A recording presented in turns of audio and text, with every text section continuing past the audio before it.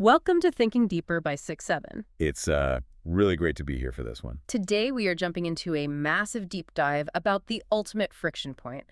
We're talking about God, atheism, and the history of human sexuality. It's a heavy topic for sure. We're exploring how ancient religious texts, specifically the Torah and the Quran, might be more about biology and tribal survival than actual theology. We are looking at this through a highly provocative atheistic critique that argues our holiest laws are, well, just fossilized human customs. Right, and we're navigating this through a very specific, fascinating source. Turan Dursun's book, Religion and Sexuality, or Dinve Sinselik, along with the anthropological editions by Gurbuz D. Tufekci. And for anyone who doesn't know, Dursun isn't just an outsider throwing stones at religion. He was a former mufti. An absolute insider. Exactly. A scholar who knew these holy texts inside and out before becoming one of the most prominent atheist critics of the 20th century. So his perspective is rooted in deep textual knowledge. He argues that when you strip away the modern apologetics, you don't find a divine roadmap in these texts. You find a raw record of human struggle, mostly the struggle for power, lineage, and control over women. We're going to cover everything today, from Adam and Eve to ancient astronauts, the dirty politics of the patriarchs, and why a goat might be responsible for missing verses in the Quran. It's a lot of ground to cover. It is. So let's just jump right into it. Segment 1, the first pair, Genesis, Adam and Eve. The absolute bedrock of monotheistic gender roles. Right. Now, you know the basics. God makes Adam, Adam gets lonely, God takes a rib and makes Eve. But Dursun stops us right there. He says the rib detail isn't a biological claim, it's a political one. It is entirely political. Dursun points out, and Tufekci expands on this, that in older myths, like from ancient Sumer, the ultimate creative force was often a goddess, female. The mother figure. Exactly. So by rewriting the creation myth so the woman comes from man instead of man coming from woman, the text deliberately flips the natural order. It establishes the male as the primary source of life. Setting the hierarchy before the story even really starts. Right. And Dursun even draws a linguistic line here. He connects the name Is to the ancient Hittite goddess Hepa, or Hebe.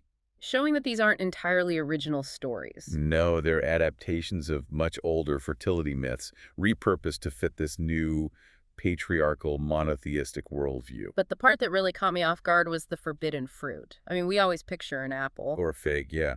But Dursun argues it wasn't fruit at all. Based on early commentaries, he suggests the forbidden fruit was actually sexual intercourse. Which feels contradictory at first glance, because later God explicitly says to be fruitful and multiply. So why would the act of making babies be the original sin? That's the core tension Dursun highlights.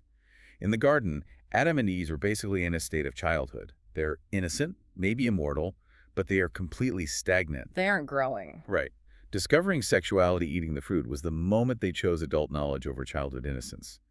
They essentially traded immortality for the ability to create new life. And the punishment perfectly fits that crime. The sudden shame about nudity is sexual self-awareness. And the curses.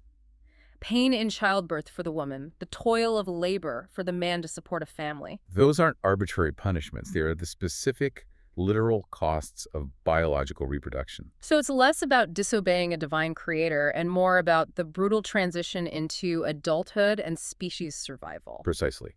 Which leads us to the very next generation. The first murder, Cain and Abel. Now, I was taught the Sunday school version of this. God liked Abel's meat sacrifice better than Cain's vegetables. Cain gets jealous, hits his brother with a rock. End of story. That's what most people learn. But Dursun digs into the Tabari commentaries and other older Islamic traditions that fill in the gaps. He finds a motive that is far more earthly. It wasn't about the vegetables, was it? It's never about the vegetables. It was about a woman, specifically a twin sister. The tradition says that Cain and Abel were each born with a twin sister. And to avoid direct incest, the rule was you had to marry your brother's twin. Okay, kind of a logistical workaround for early humanity. Right. The problem was Cain's twin, named Aklam, or Iklim, was incredibly beautiful. Abel's twin was not. Cain didn't want to swap. He wanted his own twin, so the sacrifice was what? A contest? It was a duel for the girl. When God accepted Abel's sacrifice, he was awarding Abel the right to marry the beautiful sister. Cain killed Abel out of sexual jealousy. That completely changes the texture of the text. The first sin was sex, and the first crime was sexual jealousy. Dursun builds his case right there. You just cannot separate the history of religion from the history of human mating strategies. That is wild. And a perfect segue into segment 2. But real quick, before we get into the really weird stuff with giants and aliens, I want to take a second to say, if you like my channel, please subscribe and hit the like button. It really helps us keep bringing you these deep dives. It certainly helps. All right, let's talk about Eric von Daniken. Because I was reading the source material and suddenly we were talking about ancient aliens in a theology critique. I know, it sounds a bit out there.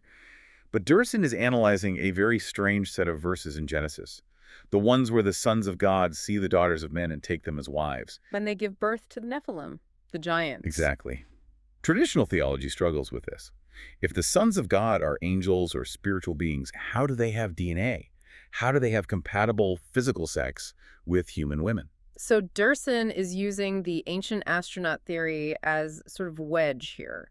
He's not necessarily saying it was literal extraterrestrials. He's challenging the definition of God. Hmm. If these beings operate on biological rules, if they have physical bodies and create hybrid offspring, are we talking about a spiritual creator or just a superior biological entity? He's trying to completely demystify the divine. That's the atheist critique. There's no magic, just misunderstood history. And you see that biological focus carry right over to Noah's Ark. The flood. We usually focus on the destruction part, the rain, the drowning, the dove with the olive branch. But Durson looks at the passenger list. 2 of every kind, male and female. The text is entirely obsessed with pairs. Durson argues the Ark narrative isn't about spiritual salvation. It's a genetic bank. A floating fertility clinic to reboot the planet's DNA. Exactly. The first command God gives Noah after the flood isn't to build a temple. It's be fruitful and multiply. The ultimate priority is repopulation, survival of the species. And when survival is the absolute goal, morality often gets thrown out the window. Which brings us to the patriarchs, segment 3. Yeah, this is where the holy veneer really starts to crack. Let's look at Abraham, the father of monotheism. Durson is highly critical here. He focuses on the story where Abraham and Sarah go to Egypt. Abraham is terrified the Egyptians will kill him to get to Sarah because she's so beautiful. So he tells her to lie and say she's his sister. And because of that lie, the Pharaoh takes Sarah into his palace, into his harem. The text explicitly says that in exchange, Abraham was given sheep, oxen, donkeys, and servants. He profited from it. He got wealthy.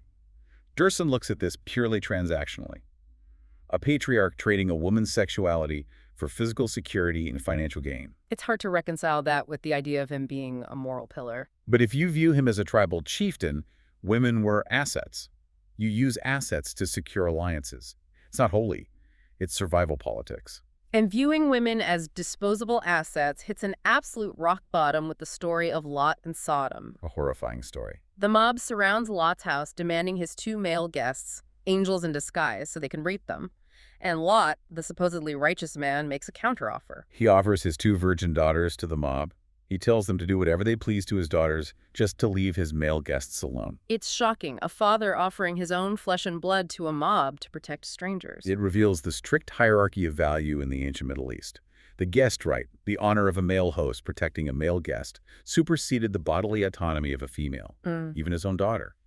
The mob refused the offer, but the fact that he made it is the indictment. And it doesn't get any better after they escape to the cave and the city burns. No. The daughters think the world has ended. To preserve their father's lineage, they get him drunk and sleep with him. Incest to save the bloodline. Now, Dursun points out something very interesting about the Islamic perspective on this, right? Yes. Islamic theology generally holds that prophets are sinless. So, Muslim apologists often dismiss this cave story as a Jewish corruption of the text.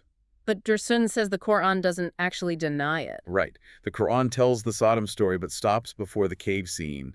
It doesn't explicitly refute the Torah's account either. Dursun argues this proves the idea of sinless prophets is a later invention. These ancient figures did whatever it took, even incest, to ensure their bloodline survived. It's always about the bloodline and property, which leads us to segment 4, and a word that I think is totally misunderstood today. Onanism. Usually used to mean masturbation. Exactly. But Dursun points out the text means something completely different. The story of Onan is about levirate marriage, a property law where if a man died childless, his brother had to sleep with the widow. The first son from that union would be the legal heir of the dead brother, inheriting his property.